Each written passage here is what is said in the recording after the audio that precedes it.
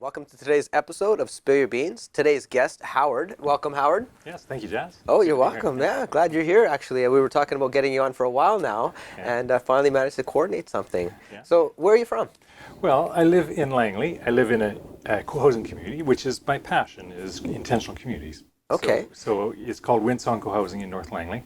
That's where you're staying? That's my home. It's been perfect. my home for 20 years. 20 years? Yeah. Okay, well, how did you find us out in Abbey then? My daughter lives in Abbotsford. Oh, okay, You know okay. the man, Yeah, I do know. the yoga teacher. That's right, that's right. Well, we'll eventually try and get her out here talking about East versus Western exercise methods. That's right. But that's for a later episode, you She's guys. good at both. Yeah. So now, before we get into what you do, give me some history on yourself. How long have you been in British Columbia? Well, I was born in the prairies in Saskatchewan, and my family came out to BC, Armstrong area, just when I was in high school. So, I've been in BC for probably 30 years of my life at least. But I've been, across Western Canada a fair bit. Nice. Have you seen a lot of Canada? Oh yeah, I've worked virtually in every province. There's only one province I have not been to, and that's Prince Edward Island. But I've been every coast, every province. Is there a reason for that? They got a great bridge, the Confederation Bridge, yeah. It's 22 kilometers or something like that. It's just the job says on. Didn't get there yet. I've been all the way up the coast of Labrador and all the way up the Beaufort Sea to the coast of in fact, all the way across to Alaska, but just never Prince Edward Island. So I'll get there one day. Yeah, it's amazing because, true fact, most people will go traveling and on vacation, see more of a foreign country than their own country. Oh yeah. Most people very rarely get the chance to check out their own country. Yeah. So, okay. Well, I love this country. You got such great diversity. It's huge. Nature is fantastic. Yeah. Beautiful, isn't it? Yeah. Well, we're pretty lucky on the West Coast. We got the mildest winter, beautiful summers, very little, lots of rain, but I can live with the rain as long as it's not minus 30 or 40. So you're saying work has got you through. So different jobs in different jobs. All right. Yeah. And which was your favorite? Well, the one I'm passionate about is consulting for communities. It certainly was intriguing at the early age for me to work in radio navigation. So I worked as a radio systems engineer. So that's what led me to travel and work across the world and across Canada. Oh, across the world. Yeah. Okay, well, let's go broader then. What was your favorite place to travel across the world? Oh, there's so many favorite places. Different places are favorite for different things, but one of the most intriguing places was Madagascar in terms of being very different. Madagascar, it's a real place, it's not just a cartoon? Oh, yeah, it's absolutely. All right. Yeah, it's a very, it's just like some places are just so remote and, people living subsistence, and you see people that are just, they spend more time building their tomb after an important person's died than they spend on their thatch hut they live in. They spend 5 years creating a tomb versus half a year creating the thatch hut, So, it's just very different culture. Leaving a legacy for a lifetime they spend time on, but in the moment it's just live. It's live, yeah. Just live. Yeah, and it's a warmer climate so they can manage in a thatch hut. You don't need the whole enclosed double pane windows and all that. Yeah, that's right. All right, okay. So we're talking about traveling through Canada, started off on the prairies. When did you realize that, okay, here, the West Coast, BC, this is going to be home base? Well, like a slow evolution. I took university in Calgary, but there was a time when I was doing all this traveling internationally, but I was losing my sense of community, sense of contact with people. And so I came back after a job in Indonesia, and two of my friends I couldn't contact. I didn't know they'd moved off. So I eventually found that one was off in Vancouver area, and so I got a hold. He says, "Well, would you like a job?" I says, "Yeah, I think I'm ready to settle down." So a job brought me out here. So settle down as in worker or woman? Both. Oh, yeah? It turned out, yeah. Both. Okay, well, enlighten me on that then. So, I soon met my wife, Miriam, when I moved out to the coast here, who was also a prairie person who'd relocated out here within the last year. Yeah. And at that time, we were both fairly, I was 33 and she was 35 when we got married. So we were both ready to get married because, we had enough world experience. And so we didn't wait long when we found the right person. We just got married and started having kids right away. Yeah. All right. How many kids? 2 kids. 2 kids. Yeah. So you made it sound like you had a Madagascar, a zoo of them or something. No, okay. No. 2's enough. Well, we connected because we're about helping the helpers. and you help people as well. Yeah. So give me a little bit, not all of it, because we'll talk about that in detail when we get back, but what is it that you've started here? And give me a little bit about it before I start digging. Sure. Well, I really believe in the value of community and the value of people really joining together at a local scale to make a better world for themselves and take responsibility for themselves at a local scale. So because of that, I started the first co-housing community in Canada 25 years ago, which is Winsong Co-housing. And I first should explain co-housing is very different from co-op housing, but we'll get into that later. Yeah, we can get into the details of the differences. So you started about helping people helping themselves. Yeah. So you're not just giving handouts and saying, oh, here's some donations, go. You're saying, come, help, build, and create something. Yeah, come and join us, help create something. And so, like, co-housing is not government subsidized at all. There's no handout. It's people bringing in money and putting at risk to become a developer themselves to create their own community. Oh, beautiful. And so it's taking that whole task away from a big money developer back into the hands of people to create what they want. But you're still using licensed people to do the building. It's not like just a bunch of strangers coming to... Oh yeah, you have to use licensed people. No, of course. Yeah. Well, we'll get the details of that when we get back from this break here. Yeah. Well, welcome back, folks. Before we'd gone to a break there, we were talking about the difference between co-housing and co-op housing. Right. Okay, well, why don't you go into little details and explain to me, because I don't know the difference. Sure. And then tell me who you're with and what you guys are doing. Sure. Okay. Well, I'll start. My company, my own consulting company is Villages for Humanity. Okay. And I'll get into that a little bit more, but I'll go back to this co-op versus co-housing, because co-op housing has been done in Canada fairly successful as a government-sponsored thing often. And so what happens then is government often creates affordable housing, which is a limited equity thing for the people who live in there. So they don't get... Who gets access to that? Like usually low-income people have access to co-op housing. Is there a standard out there that so much percentage of housing available should be offered as co-op housing? Is there anything like... There at earlier times there was a lot more co-op housing built, but lately there hasn't been very much because the government has shied away from providing a lot of, over the last 20 years even. Okay. So about 25 years ago, I had this vision with my wife of something different, which is where people would invest in and own their homes, but it would be a very close intentional community. And so my wife actually did the research on this and found the book on co-housing, which is very different because it's owner occupied and it's not affordable housing in the sense that people have to pay like market prices to get into co-housing typically. But the sense of community is dramatically different from the typical housing that's out there. Very, very cooperative in the sense of lifestyle is very close and almost like an extended family that people create in the co-housing. So people that create the co-housing, is it like an interaction period of where they get to know these people, whether they want to create a co-op community? They're not just randomly thrown into a new community? Oh, absolutely. That interaction period is very important. It's very important that people really see that they're compatible and also talk about their vision and make sure they have a very cohesive vision among each other. And so it does take a little bit of time to build up that sense of community before you even get started to be more serious in investing in land and doing the design. So that part is also very important that happens.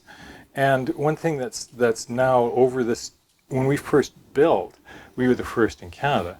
And the thing that's turned out with co-housing across North America is that it's very, very successful for people living there. It's proven to be extremely successful. People are very satisfied and have a really strong sense of friendships and community as they live there.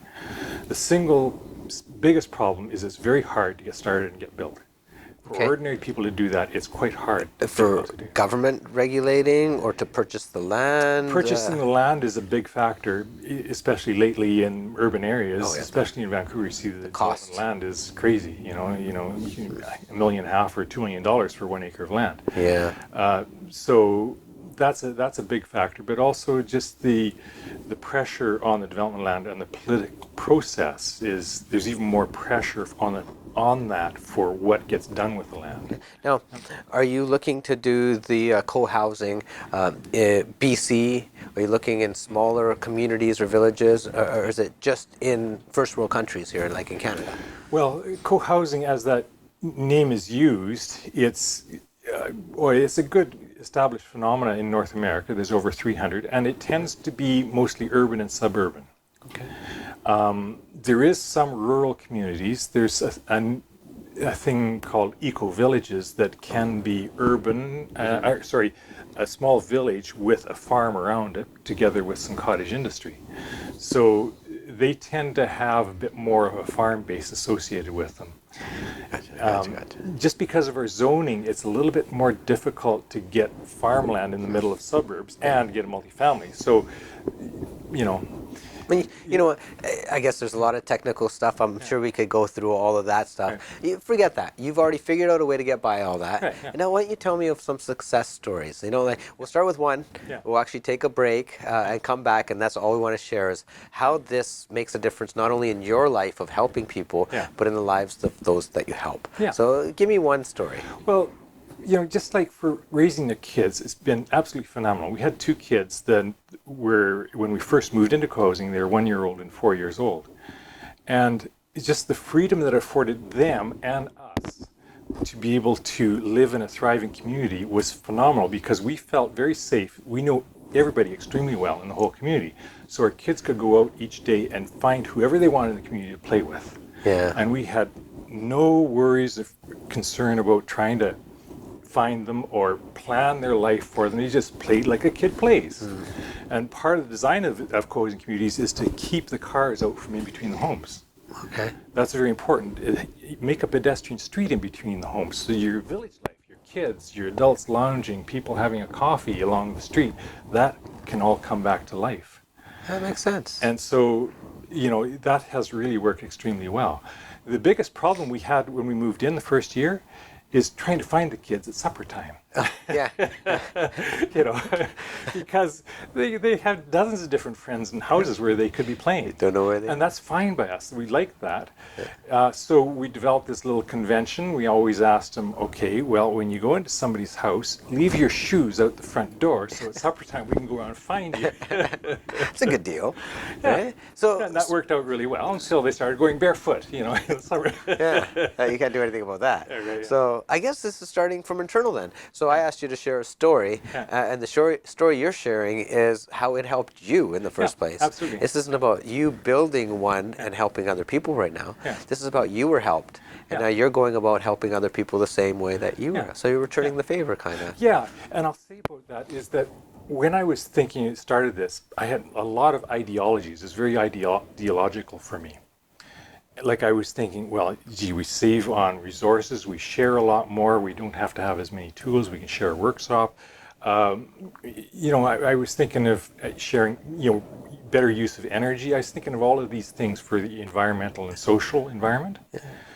But as I lived there, I found it was far more very just practical, beneficial than it was ideological. Yeah. Just that every day, like every single day, there can be 12 or 20 different tiny little benefits from just going out into the atrium, which is a pedestrian street, and be able to have a coffee and a chat with a neighbor, to late at night a neighbor drops by with the truffles they just make, or babysitter on a moment's notice. Yeah. Or, one thing I can remember of a little story as we grew up is we didn't want to have a dog because my wife and I were quite active in going away for weekends and stuff. We just didn't want the extra trouble of a dog.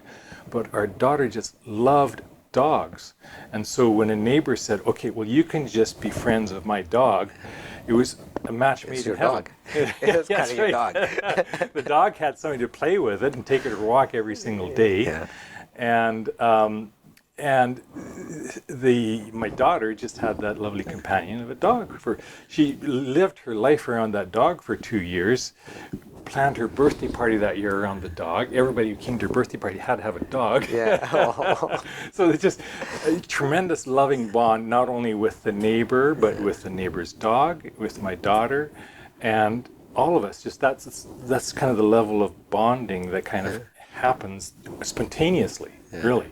So, very spontaneous. So we're talking about you personally having an experience that lets you feel like community is not just community but family. Yeah, it becomes an extended family. That's it exactly. It becomes extended family. One of the things that co-housing does is we try to share as much as we can. For example, one of the things that surprises people, share evening meals. Oh, wow. And that Perfect. really works fantastic. Not everybody in our community shares in the community meals, but a lot of people do. It's an option. And so the evening meals is such a huge benefit, because most of the time I come to a shared meal, I just come in, sit down, have a fantastic meal, and share with my neighbors and leave. Yeah, it's a great way to wind down and share a story with. And Exactly. somebody's always there. Somebody's You're not there, coming home, eating by yourself in a go-go pace. You're actually sitting down and relaxing. Now, okay, we're gonna take a break here, but we've talked about you and your story. Now tell me about Villages for Humanity and some stories where you've helped create communities and help build families throughout the valley, throughout Canada, I guess. So when we get back from a break, we're actually going to talk not about personal benefits from co-op housing, but what he's gone out and done for the community. So when we get back. Thank you. Well, welcome back, folks. We were talking with Howard here about his story and how co-housing has really helped him in his journey. Now we're going to get into some stories about who they've helped and how that makes you feel and what you have coming in the future. So, tell me a story about other families that you've helped. Well, I can think of a cooperative farm that I was helping. They were getting launched, you see, and they developed into a fair bit of power struggle with different visions that were coming up in that group.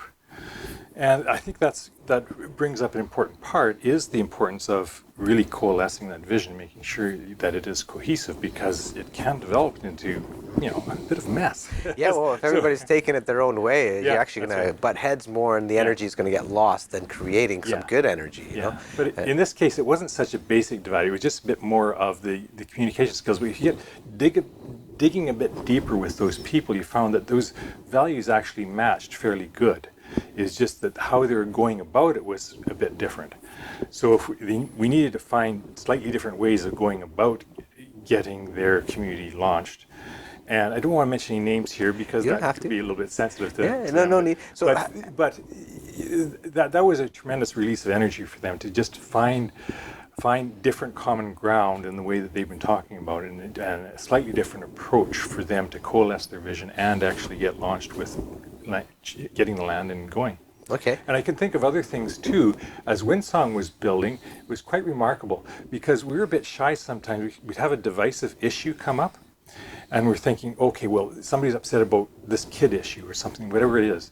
And we think, oh, there's going to be guests today. We don't want to air that mess in front of the guests. But time and time again, once we got those issues out from under the carpet and actually dealt with it really forthrightly, that's when people joined. That was not a turnoff to people. That's what people made you real. Liked that. Made you real. It was real, and it was showing that people could deal with difficult things, because we had a very difficult period where the budget went way up for reasons, different difficult reasons. Economy and land values. And we thought we were going to lose people. Because some houses go too much, but we really kept slogging it through, and we found new solutions for specific people to switch to a slightly different house, and we just kept slogging through it for a month. But through that process, we actually had 3 new families join in. So the community's continued growing. Yeah, they saw us dealing with very difficult issues, very openly, very frankly, and with an open heart, but dealing with it. Well, maybe they found that with you dealing with these issues, they have a team helping them. Whereas individually, they'd have to figure it out on their own, guess and test maybe, who knows, figure it out. But right here, co-housing, there's not just themselves, but there's yourself, your team, other families that, hey, we can figure this out together. Yeah, that's the basic theme, is that we're in this together. Whatever it is, we're in this together. Even if there's loss in the community, we're actually pretty good at having a memorial ceremony and bonding back together, grieving together, but we're in it together. See, now that's what I really like. When I first was thinking about this, I was just thinking, okay, building cheap homes and just helping people get in there, and then just you're off in your own world. But you're actually building communities. You're not building an individual structure. You're actually building a home, not a house, right? There's a big difference between that. There's a big difference. Personally, I think that's part of our problem in our society, is we start to treat our houses more and more like just a financial commodity.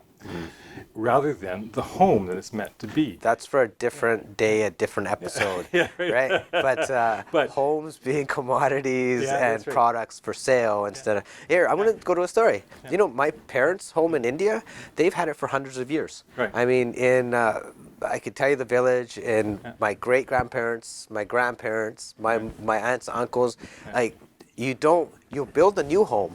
Yeah. But you don't sell your old home. Right. It stays in the family. Like it's an heirloom or a history. Right, I guess real estate is a big deal when you get to like Bombay or like Vancouver or big metropolis cities. But in the main cities, when you own a house, that's yours, and it's there for a lifetime of your family name. Pretty much, it seems like. Yeah. So it's a different world here. And that's how I feel myself. Not only about my home, but my community. It's for life. Yeah. Like Abbotsford is for me. I'll get around here and there, but this is always have my roots. Always be home is in Abbotsford. Right. Okay, now I really want to know a story that you guys came through. It's like, wow, I'm going to keep doing what I'm doing because of this story. You have anything like that rings? Right. Well, you know, I keep thinking back to just expand a little bit more on that story I was talking about, is that we had a very difficult time where we were pushed back by the Ministry of Environment, strangely enough. We won't talk bad about any ministries or anything like that. But the land we could build on was smaller, and that caused a redesign. It caused having to put underground parking in a glass-covered street, so it raised a lot of costs. And there was two families that were extraordinarily upset. They were in tears because they thought they lost the community because their houses went more than what they could afford. And so the community really gathered around that, and they just, with like one couple of immediate neighbors of mine, they just said, we're going to do whatever it takes to make sure you stay in this community. And we did. Yeah? Whatever it takes to stay in this community. You can actually see the smile and energy coming through right now. Yeah, and we created a different floor plan even to make sure it was affordable and worked for them to get what they needed for their family. And so that sort of spirit still comes in, and it's happened again and again, where, you know, we just kind of really, once you bond, you go out on a limb for those people that you're really bonded with. Okay, now you've got an audience. The floor is yours. You have a bunch of people sitting outside and wondering, how can I get into co-housing? Right. Or they already have something and they want to help somebody get into co-housing themselves. How do they reach out to you or other groups out there that are doing something similar? Like maybe there isn't one, you don't have a place up north, but they want to help up north. Is there a way they can reach, or just Google something? Or one of the best resources for people broadly is the cohousing.ca site on the web, on the internet. So that's, as it sounds, COHOUSING, cohousing.ca. And there you can find examples not only of completed communities, but also of groups forming. And so I've been a bit more active in the Lower Mainland, and there is a couple of groups. My personal interest is to encourage builders to get involved in this game. Because most co-housing groups have done this the hard way in buying land themselves and becoming a developer themselves. But with Windsong, it's not necessary. You can get a developer partner, where the developer partner helps you early on with some of that skills and assets, land, to help build, and the group provides the marketing and the strength of the group to pull it together. So, what would be a benefit? So say we have a developer sitting on the other side of this camera watching and be like, hey, I'd like to do something. Is there a benefit to them other than just the goodness of giving and helping? Yeah, there's big benefits because, first of all, one thing that developers have to deal with is getting approval for their projects. So co-housing, everywhere it's gone, has had an extremely high approval rate from the different municipalities and cities. I guess you're helping. They've gone out of the way, to encourage the co-housing in different jurisdictions. So a developer can borrow on that high approval rate for getting approval for the project, for one thing. For another thing, it's really good PR. Absolutely. With Windsong, we hardly paid for any media or advertising because we got so many newspapers and radios and TVs wanting to hear the story. So we had all kinds of very positive PR. any new co-housing group can still get that positive PR. And so that also is really good for a developer. They could easily do something that's a smaller part of a bigger project, having co-housing. Now, that's only been done once in North America, but I think it can be done a lot more, to have a larger project and one portion of it be co-housing.